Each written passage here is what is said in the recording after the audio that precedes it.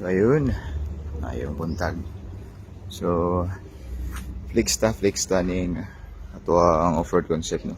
So fully loaded off-road concept 15 inches mags and tire. So as you can see, so ito pa lang pintalan bago pa na siya bago pa na install ang mga accessories. No, astig guys yung unit no. Flex lang ta karon. Okay.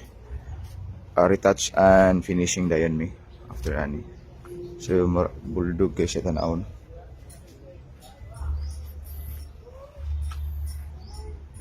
Yun no.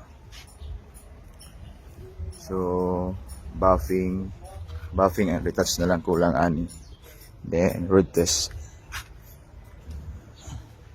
Ato pang kuan gamay ang sa sulod na part sa sliding door kay masangko siya sa likid.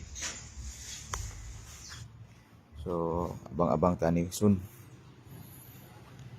na share of carrier na Jimny design. Pogi kasi yun. Ayan dito.